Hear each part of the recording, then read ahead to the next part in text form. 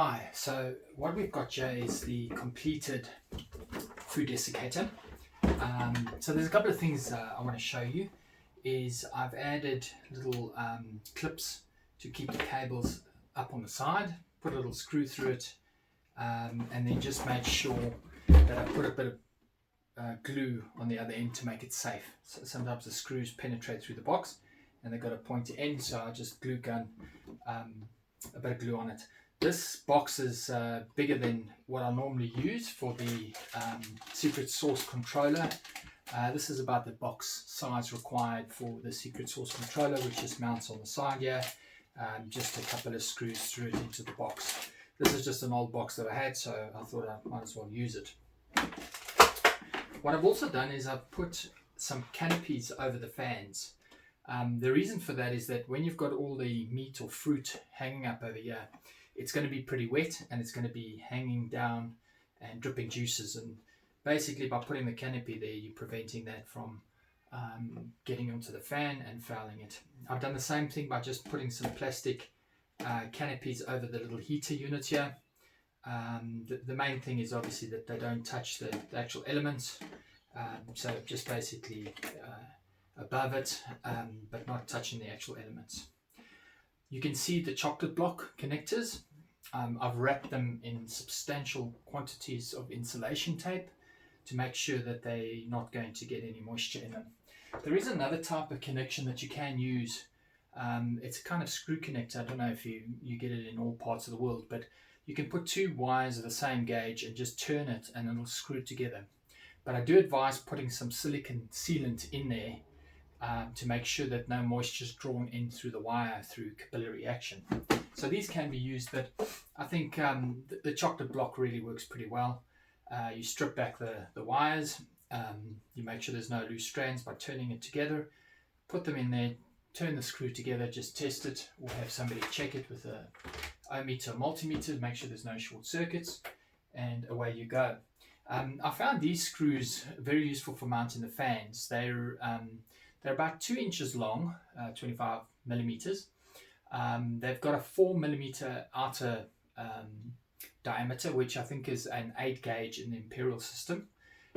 They've got a slightly countersunk head, and if you get a couple of little washers, just ask the guy at the local hardware store. Washers that fit through there, and just little nuts that go with it. It's really easy to mount the fans using those screws. What I've also done with this one, as you can see, is I've actually made some bigger holes. So if you get a drill like this, you can progressively drill to the bigger hole. I've made 3 big holes around where the fan periphery is because I actually want some more air drafted through the box. The air is really what blows out the moisture from the desiccator, so fairly important to get a very good airflow. As I mentioned to you, I've got 2 fans here, but 1 fan will also work, probably just with some bigger holes, and that's really going to draw a draft through there. So I've got these heater elements. There's the other option where the heater is mounted onto the single fan. That's also just as good as these 2 mounted side by side. This is the sensor of the secret source controller. It's a temperature and humidity sensor, a DHT22, and basically it monitors the temperature and humidity, and in my particular instance it switches the heaters on and off to maintain it within a 5-degree temperature range. And I find that really gives the end product from the Biltong or jerky perspective the best flavor. So I really recommend the secret source controller, but it's not essential because these units are self-controlling. They basically, as the temperature gets close to their design temperature, the resistance increases, which reduces the current, which then regulates the heat produced, so it stays within a maximum temperature range. So this particular unit, as I mentioned, has the basket that fits in, and then the lid goes on over that and seals, and you can lock the lid down. What I've also done is I've taken a bit of fly screen here and made a vent or an air port towards the top. This is about double the size of the fan, so basically it's 2 air ports. Very important because the humidity within the box creates, well, the temperature and the humidity creates a rising vapor cloud, and you want this to come out of the box at a certain rate. So this particular airport is fairly important, so important to put this in. So in mentioning fly screen is actually very useful. This I think is the aluminium or aluminum, as you call it in America, fly screen. Very, very easy to work with a glue gun. Probably easier than the shade net. So probably if you can get fly screen, I'd recommend you use that. Much easier than the fly screen. So this template is, as I said, very, very useful when finding the location for the fan so that it doesn't impact the basket, and also helps you to locate the holes that you drill to put these little screws through. And you want that very, very accurate so that the fan just fits together very, very easily. So insulation tape, as I mentioned, very important to keep any sort of humidity out of the wiring. Chocolate block connectors or these kind of connectors, very, very useful.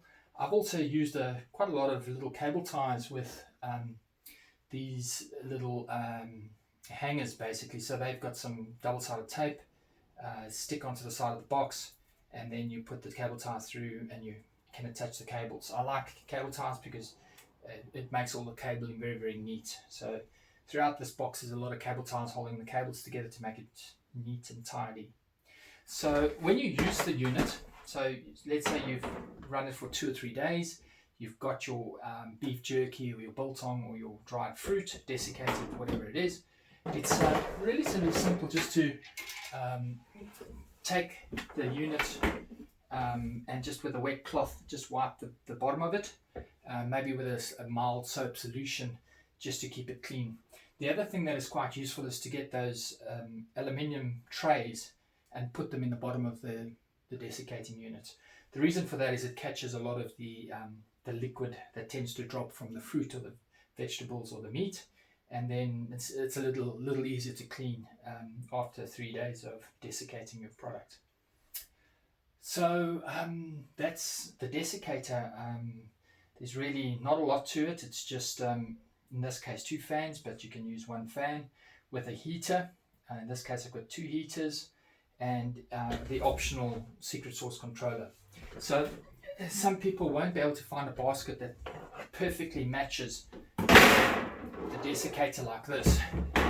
So one of the other suggestions I make is that you just get dowels that can be drilled, holes drilled through the side of the desiccator, and then you just put them maybe something like, let's see what we've got here.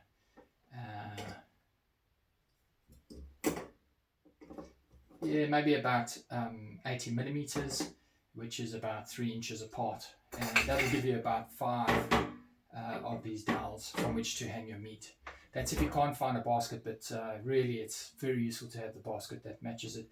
And then just maybe put some stoppers at the end, which you can just glue gun, and that'll basically keep them in place once they're through the box, so that when you lift it up and you tilt it, the dowel doesn't drop out, or you can just glue gun it on the inside. So this is from a previous revision of the desiccator that I made. I used dowels, but this is really what I recommend. The best way to go is to find a basket that fits within a plastic box, as I have here. So if you have any questions, any suggestions, feel free to drop me an email, but it's pretty straightforward, and I think you're going to really enjoy the food and not wasting as much food by using this desiccator. So thanks for watching.